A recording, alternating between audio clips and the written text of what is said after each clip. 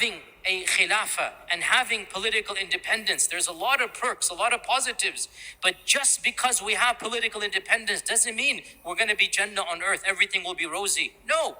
We have sometimes the worst massacres and the most brutal things happen under a Khilafah. All of this happened under a time when the Khilafah was actually pretty strong, yet still so many things happen. So yes, to have political independency is good, but we should not romanticize this notion of just because we'll have a Khilafah, all problems will be solved. It doesn't work that way. Read history and you will understand this reality. I've heard this point now from this individual and others actually a few times now, that the Khilafah had so many problems itself, and that just because we have a Khilafah, it's not going to solve our problems, or some of the worst crimes, worst incidents that we've had as an Ummah has been during under a Khilafah. Nobody is saying that the Khilafah is going to be a utopia. Nobody is saying that if we have a Khilafah, all of our problems are just going to disappear.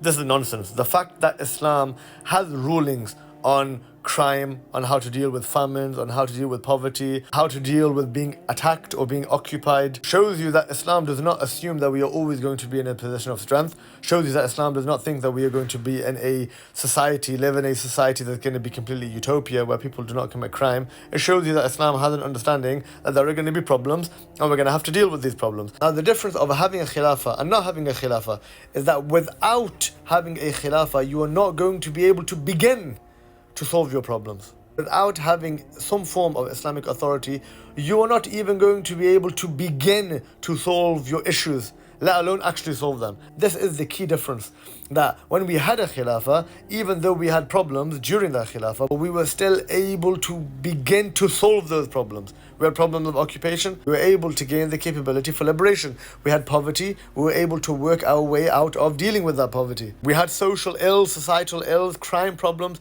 we were able to deal with them. The issue that we have today is that without a Khilafah, or without some form of Islamic authority, we can't even begin to deal with our problems. This is why as an Ummah we have made absolutely no progress when it comes to the poverty that we have in the Muslim world, when it comes to our lands being occupied. In fact, the only thing that we have seen with our problems is that they get worse. You have the occupation of Palestine, and then it was Kashmir, and then it was Afghanistan, and then it was Iraq, and then it was such and such and such and such, and the problems only get worse because we are not able to deal with that problem because we don't have this Islamic authority. Also, the individual mentioned in the video of having political independence. It's not just about having political independence. You can have political independence and still not be able to solve your problems. The difference with the Khilafah is not that it just gives you political independency, it's that it is the law of Allah subhanahu wa ta'ala which is established on earth. This is the point here. It's divine law, it's divine legislation from Allah subhanahu wa ta'ala himself and from the sunnah of our Nabi sallallahu alayhi wasallam. So as Muslims we can assume and we know for fact that the law of Allah subhanahu wa ta'ala, if implemented correctly, will solve human problems. This is the difference with having a Khilafah and not having a Khilafah. And for some reason, every time individuals such as the person in the clip talk about the Khilafah, they always have to hit home this point that, even if we have a Khilafah, it's not going to solve our problems. Even if we have a Khilafah, it's not going to be hunky-dory. Fine, no one said it is. But why do I never hear the opposite from these individuals? Why do I never hear about the importance of Khilafah? Why do I never hear about the obligation of Khilafah? Why do I never hear of all the positive things that the Khilafah did?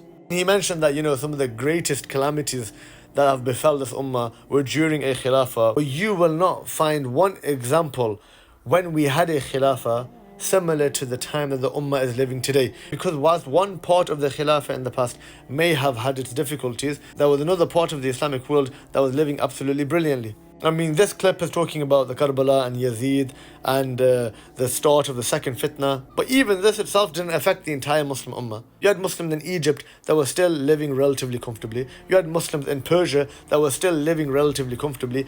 Today, in this day and age, without a Khilafah, the entire Muslim world is in some way, shape or form in poverty, under occupation, under subjugation, or living under deep, deep oppression.